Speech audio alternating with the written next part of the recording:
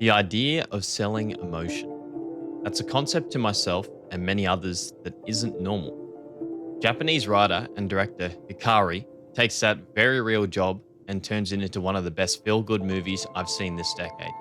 Rental Family takes place in modern day Tokyo, where loneliness and the longing for companionship are prevalent. The film stars Brendan Fraser as main character Philip, who is a struggling actor trying to find work. He moved to Japan after landing himself a small acting role in a TV commercial 7 years prior to the events of the film, and has lived there ever since. He eventually gets offered a job at a place called Rental Family. Now, you may be wondering, what's a rental family? It's exactly that. You can rent actors who work for the company to play roles in your life. This was an interesting premise for me because, as someone who lives in Australia, this whole idea was foreign. As far as I'm aware, we don't have these types of services here, and I enjoyed seeing how this unfolded. Brendan Fraser really is fantastic. He is on a generational run, and I'm so glad that he's in this movie because he is perfectly cast. He plays Philip with such a kindness and sincerity that every scene he was in was really enjoyable for me. Philip is a foreigner in Japan, a Gaijin to the Japanese people, and I found it interesting seeing Japan's culture and customs through his eyes. It made me feel like I was learning about the traditions with him rather than them being told to me, and that's props to Hikari and Stephen Blahart's fantastic writing of the film. The film is written with such care towards its subject matter that it made me really root for these characters. The humor always hit for myself, and the theater laughed alongside me during those scenes. It was also a very serious film when it needed to be, and the humor never diminished the story it was telling.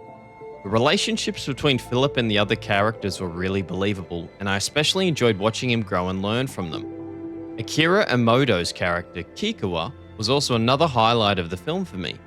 It was always a pleasure seeing him on screen alongside Brendan. Kikuwa also had the best lines in the film. One of my favorites being becoming more than yourself, and I took that as the core message of this film and Philip's role within it. It was interesting to see because Philip is an actor, and actors are stereotypically known to be selfish and inconsiderate. Whilst Philip isn't either of those things, it was definitely a turning point for him in the film and his desire to help and make a difference in people's lives. That scene really spoke to me. Honestly though, I was impressed by everyone who acted in this film. There wasn't a single moment while I was watching where I felt like they were out of place or didn't work well together, so props to the casting director. The film effortlessly switched between English and Japanese dialogue, and I appreciated that a lot. There were a couple of small moments in the film where it showed Philip on the other jobs outside of the main ones, and even those I believe. I enjoyed seeing how much he changed people's lives just by being their rental family.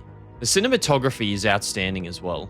It captivated me in a way that made me want to keep it on that scene, but also got me excited to see what's to come. I always knew that Japan was a beautiful country, but somehow this film showed me even more to love about its scenery. Seeing not only the countryside of Japan, which is always a delight to see in the first place, but also seeing Tokyo from a real and street level point of view was really refreshing. As someone who wants to go to Japan, this movie made me want to go even more because of how beautifully shot it is.